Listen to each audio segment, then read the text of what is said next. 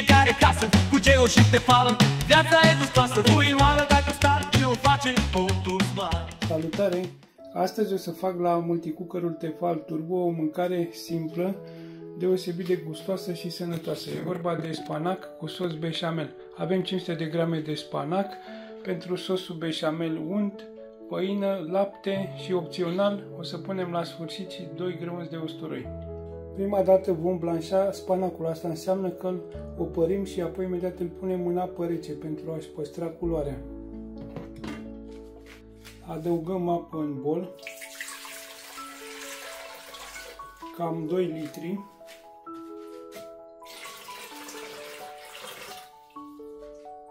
Și puțină sare.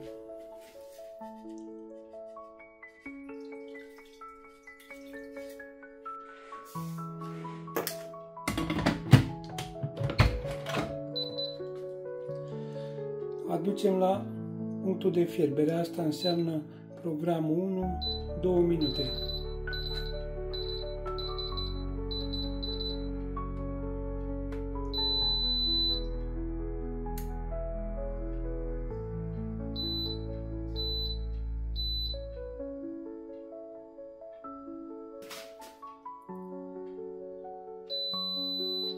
Am oprit programul și acum o să depresurizăm oala.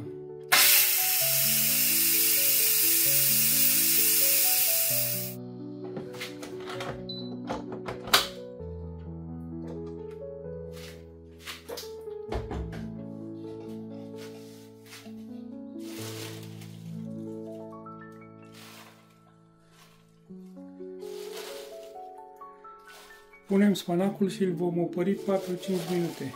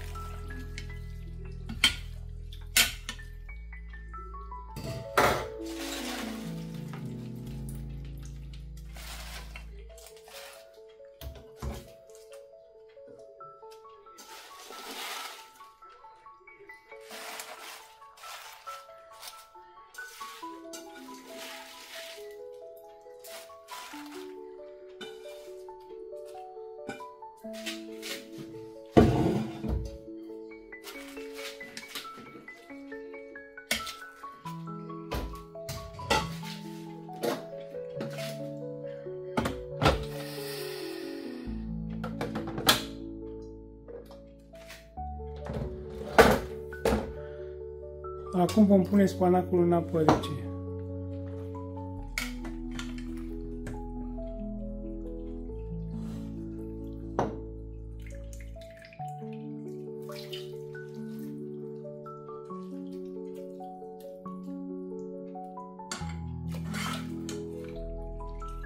Această zeamă de la spanac este foarte gustoasă.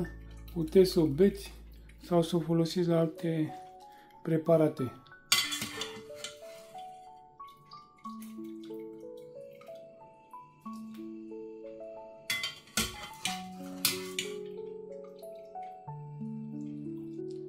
Acum o să toc spanacul.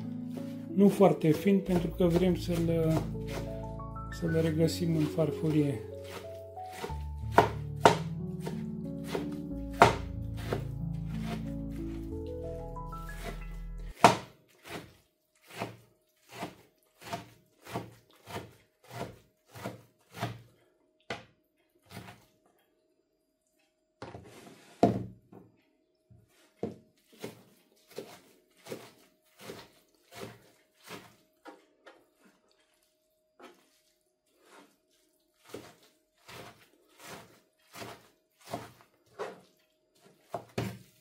Această rețetă se poate face și cu spanac congelat.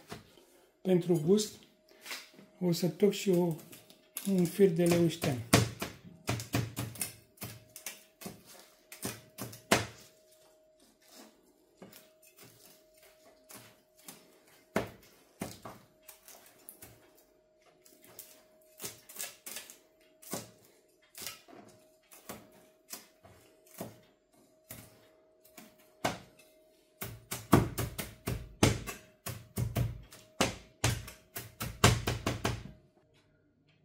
Urmează să facem sosul beșamel, o să vă arăt imediat cum. Acesta se face foarte simplu. Selectăm programul 3, prăjire rapidă și dăm start. Punem puțin ulei de măsline.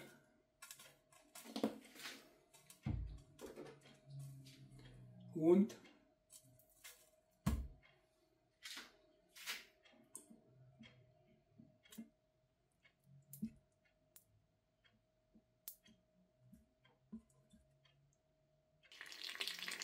Când untul s-a topit, punem aproximativ 2 linguri de făină. Și o amestecăm bine să nu se facă cocoloșe.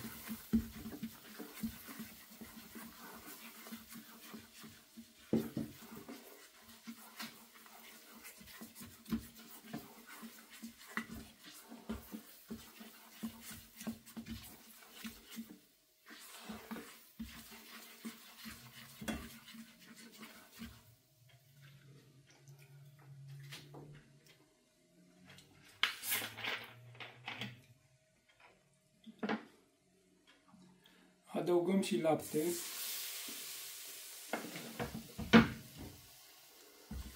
Amestecând în continuu până acesta se va îngroșa.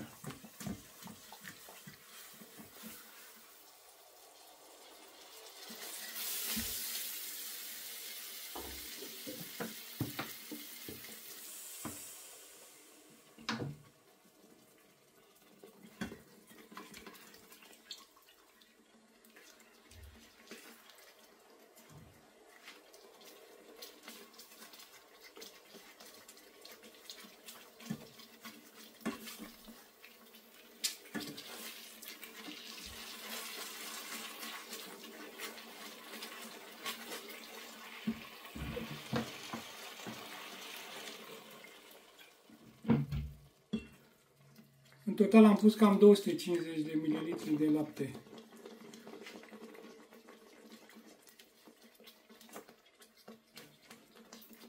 Când sosul a devenit cremos, cam așa trebuie să aibă consistența, punem spanacul.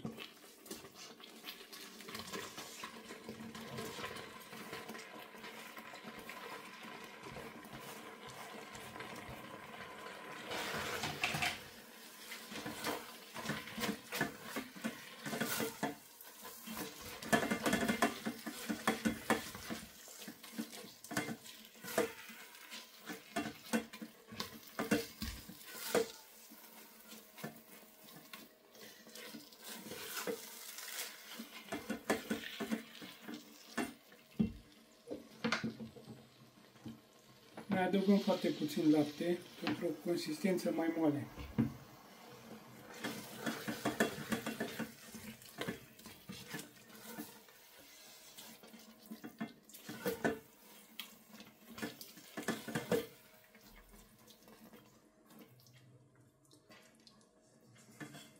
Și îl vom mai fierbe aproximativ 2 minute. Îi punem și sare după gust.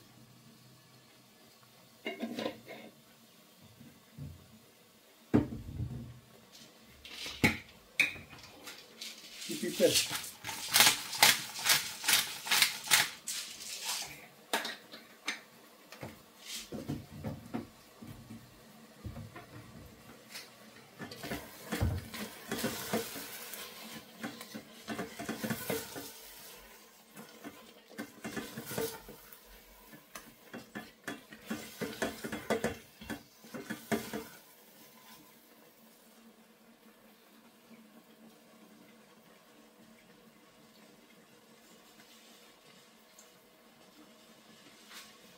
Spanacul e gata, vom opri programul.